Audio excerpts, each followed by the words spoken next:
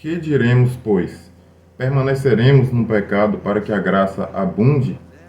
De modo nenhum.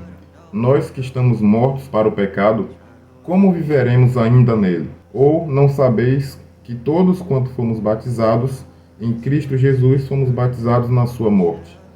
Aqui Paulo faz uma referência ao capítulo anterior, porque no capítulo anterior ele diz que onde abundou o pecado, ali abundou também a graça, no sentido de que quanto mais a pessoa teve um passado sujo de pecado, mais Deus derramou a graça sobre essa pessoa para que ela fosse curada do pecado. E aqui ele explica que isso não significa que você deve pecar deliberadamente, esperando que Deus derrame mais graça sobre você. E ele explica o porquê. Nós que estamos em Cristo Jesus, como poderemos viver no pecado? Se você já está em Cristo Jesus, não busque viver no pecado com a justificativa de que Deus vai derramar a graça sobre você, de sorte que fomos sepultados com Ele pelo batismo na morte, para que, como Cristo foi ressuscitado dentre os mortos, pela glória do Pai, assim andemos nós também em novidade de vida. Porque, se fomos plantados juntamente com Ele na semelhança da sua morte, também o seremos na da sua ressurreição. Sabendo disso, que o nosso velho homem foi com ele crucificado, para que nosso corpo do pecado seja desfeito, para que não sirvamos mais ao pecado. Pois, quanto a ter morrido, de uma vez morreu para o pecado. Quanto a viver, vive para Deus. E aqui ele explica que da mesma forma que Cristo morreu e ressuscitou, nós também morremos para o pecado e vivemos para Cristo, após morrermos para o pecado. Assim também, vós considerai-vos como mortos para o pecado, mas vivos para Deus em Cristo Jesus nosso Senhor. Não reine, portanto, o pecado em vosso corpo mortal, para lhe obedecerdes em suas concupiscências. Nem tampouco apresenteis os vossos membros ao pecado por instrumentos de iniquidade, mas apresentai-vos a Deus, como vivos dentre mortos, e os vossos membros a Deus, como instrumentos de justiça. Porque o pecado não terá domínio sobre vós, pois não estáis debaixo da lei, mas debaixo da graça. Após Paulo dizer que nós morremos para o pecado e vivemos para Cristo Jesus, ele pede para que nós tenhamos uma vida que honre a isso, uma vida que nós nos entregamos a Deus e não ao pecado. Ou seja, ele está basicamente pedindo para nós resistirmos às tentações da nossa carne e que nós nos entreguemos a Deus. E ele explica que nos entregando a Deus, resistindo ao pecado, o pecado não terá domínio sobre vós, porque ele não está debaixo da lei, mas debaixo da graça.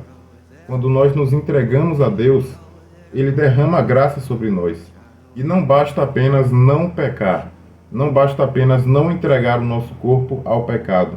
Nós devemos entregar o nosso corpo à justiça. Ou seja, não basta apenas não fazer o mal, temos que nos esforçar para fazer o bem, pois que pecaremos porque não estamos debaixo da lei, mas debaixo da graça? De modo nenhum. Não sabeis vós que a quem vos apresentardes por servos para lhe obedecer, sois servos daqueles a quem obedeceis, ou do pecado para a morte, ou da obediência para a justiça? Mas graças a Deus que, tendo sido servos do pecado, obedecestes de coração a forma de doutrina a que fostes entregues. Aqui Paulo está dizendo o seguinte: a quem nós nos entregarmos, a esse nós serviremos. E aqui ele gera uma reflexão: vocês se entregam ao pecado ou se entregam à justiça? Porque aquele que se entrega à justiça, que se entrega à graça de Deus, não vive no pecado. Tanto que ele pergunta: pecaremos porque não estamos debaixo da lei, mas debaixo da graça? Ou seja, você vai aproveitar que você tem a graça de Deus, que você tem o perdão de Deus, para pecar deliberadamente? Hoje eu vou pecar aqui, mas tudo bem, que depois Deus vai me perdoar. Ele explica que não devemos fazer isso de jeito nenhum, porque se nós servimos a Deus, nós abandonamos o pecado. E se nós servimos o pecado, nós abandonamos a Deus, abandonamos a sua graça. É uma escolha, não dá para servir a dois senhores. Ou escolhemos um caminho, ou escolhemos o outro caminho. Falo como homem, pela fraqueza da vossa carne.